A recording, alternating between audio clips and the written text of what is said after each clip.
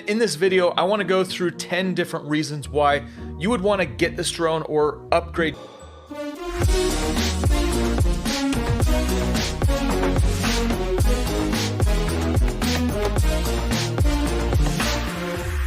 So I had the chance to just testing out all the features that I could on it. And in this video, I'm going to go through the reasons why you would want to upgrade to this drone, but also I'm going to give you my thoughts, which is the 1-inch sensor.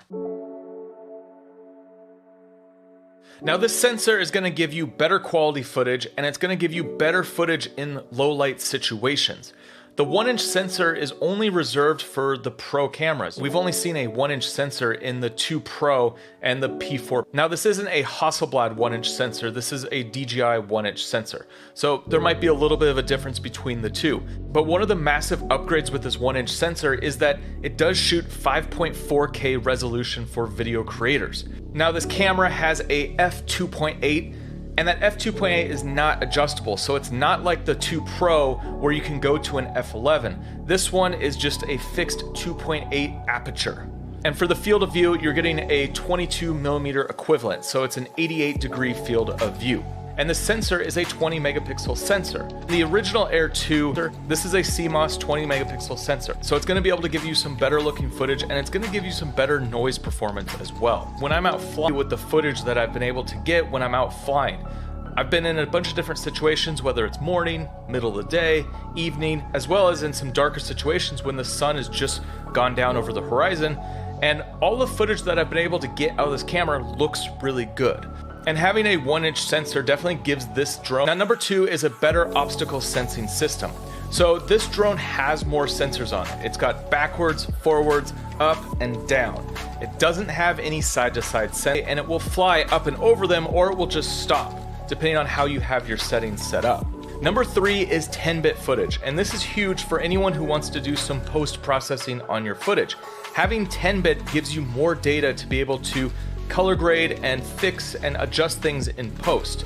It records in H.265, and it has a video bitrate of 150 megabytes per second, which makes it higher than the other drones in DJI's lineup. The Air 2 in post, and it's just gonna make your footage look better overall. All of the other cameras in DJI's lineup. Number 4 is the size. This drone is the exact same size as the original Air 2. When you put them side by side, the only difference is the sensors and the camera. You can use the same battery as you used on the Air 2, and the only other difference that I've noticed is that the propellers have the orange on it versus the gray. Overall, this kit with the drone, a few batteries, controller, and the ND filters packs up super small into this little case. It's a much smaller footprint than the Pro 2, so it's easier to travel with and take anywhere.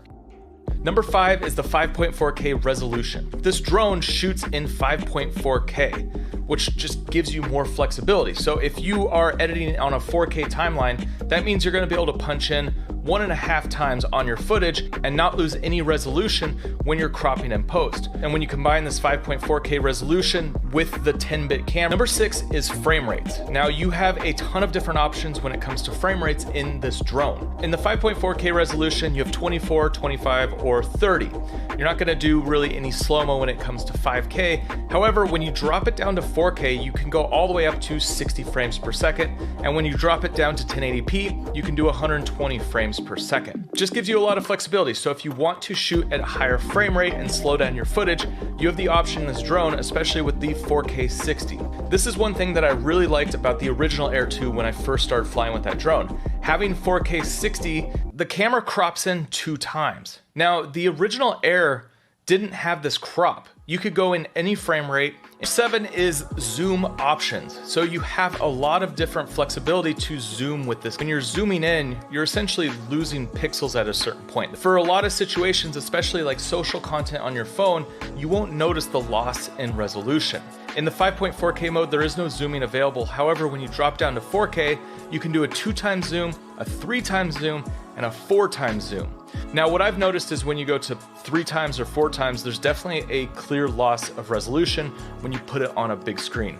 On a phone, it's not as noticeable. Now, number 8 is master shots. So it has active track, it has quick shots, and now you have master shots. And essentially, master shots is an automatic drone that then edits your footage for you.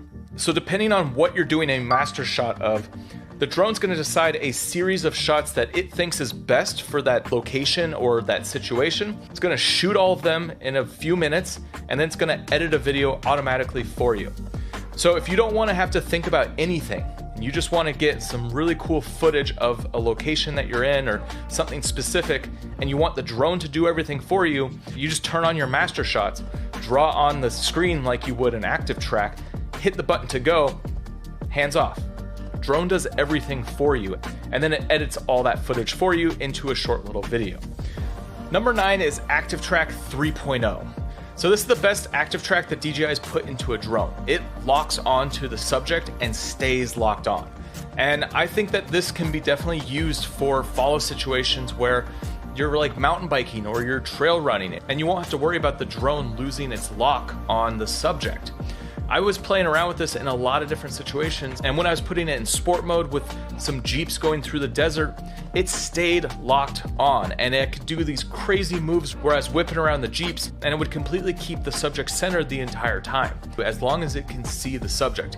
Even if your subject does go behind like a bush or something, it will continue the movement for a little while until it locks back onto the subject. And I'm super impressed with how this works. Now, because the sensors only sense in 4 directions, up, down, forward, back, if you're moving side to side, number 10 is the new transmission system that's in the drone itself. Now, the original Air 2 had 2 antennas to give you a clean signal.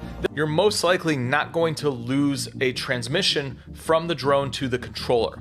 And as I've been out flying, I've had no dropouts whatsoever. Like, the image has stayed crystal clear wherever the drone is in whatever situation that I'm in. So the video transmission signal will stay connected to the controller, and you're not gonna have to deal with dropouts or anything like that. Now, for video shooters, I definitely think this is a great addition to the DJI lineup. And if I was to choose between the Air 2 and the Air 2S, I probably would go with the Air 2S. If you're a Mini 2 owner and you're looking for active track that's going to stay locked on, if you're an Air 2 owner, you might want to pick this one up because you're going to be able to get better resolution for video, and also that 1-inch sensor's better low light, and it's also going to give you a better look out of the camera overall.